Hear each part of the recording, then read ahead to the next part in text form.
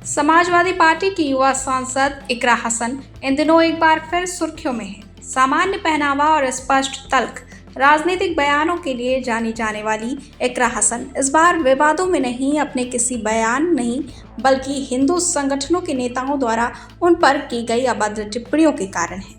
हाल ही में शामली की गौरी शंकर गौशाला से जुड़े स्वामी राम विशाल दास का एक वीडियो सोशल मीडिया पर तेजी से वायरल हुआ, जिसमें उन्होंने 21 जनवरी को आयोजित एक कार्यक्रम में इकरा हसन को निशाना बनाते हुए बेहद ही अमर्यादित और आपत्तिजनक भाषा का इस्तेमाल किया। स्वामी राम विशाल दास ने कहा कि अगर वास्तव में आप गुर्जर समाज की बेटी हैं और भाईचारा निभाना चाहती हैं तो किसी गुर्जर नौजवान से शादी कर लें। इससे आप 3 तलाक और हलाला जैसी कुरीतियों से बच जाएंगी और आपको वोट मांगने भी नहीं जाना पड़ेगा। इस बयान के बाद सोशल मीडिया पर भारी विरोध देखने को मिला। लोग कह रहे हैं कि एक महिला सांसद के व्यक्तिगत जीवन और धर्म को लेकर इस तरह की टिप्पणी करना न केवल असंवैधानिक है बल्कि महिला गरिमा के खिलाफ भी है। इकरा हसन पर होने वाले हमलों के पीछे उनकी पहचान को गुर्जर समाज से जोड़ने को वजह माना जा रहा है। वहीं 2024 के चुनाव प्रचार के दौरान उन्होंने खुद को गुर्जरों की बेटी बताकर वोट मांगे थे। इस पर हिंदूवादी संगठनों जैसे करणी सेना और अन्य स्थानीय समूहों का तर्क है कि ये केवल वोटों के ध्रुवीकरण की राजनीति है। इससे पहले करणी सेना के नेता योगेंद्र राणा ने भी इकरा हसन को लेकर विवादित निकाह का प्रस्ताव दिया था, जिस पर पुलिस ने FIR भी दर्ज की। वही विवादों के बीच इकरा हसन संसद में एक प्रखर वक्ता के रूप में पहचान रखती हैं।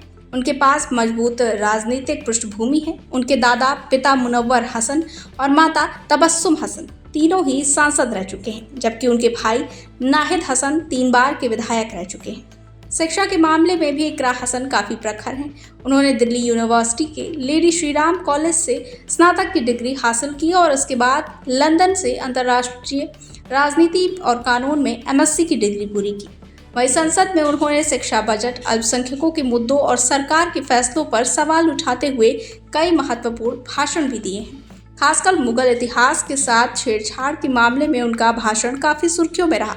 वहीं 2024 के लोकसभा चुनाव में इकरा हसन ने कैराना सीट पर अपनी मां की पिछली हार का बदला लेते हुए भाजपा के प्रदीप चौधरी को लगभग 70,000 वोटों के अंतर से हराया। ये जीत उनके परिवार के लिए बेहद ही महत्वपूर्ण थी, क्योंकि पिछले कई चुनावों में भाजपा ने कैराना में पलायन और सामाजिक मुद्दों के चलते उनके परिवार को निशाना बनाया था।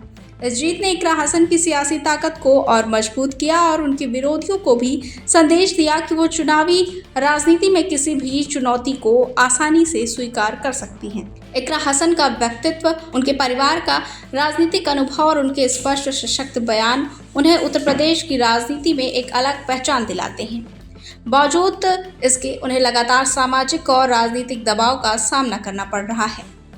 वहीं इकरा हसन न केवल अपने क्षेत्र के विकास और सामाजिक मुद्दों को लेकर गंभीर हैं, बल्कि वो महिला सशक्तिकरण, अल्पसंख्यकों के अधिकार और समाज में समानता के पक्ष में भी खुलकर बोलती हैं। साथ ही सोशल मीडिया पर उनके खिलाफ और उनके समर्थन में चल रही बहस इस बात का प्रमाण है कि इकरा हसन उत्तर प्रदेश की राजनीति में आने वाले समय में एक मजबूत और निर्णायक प्रभाव डाल सकती है।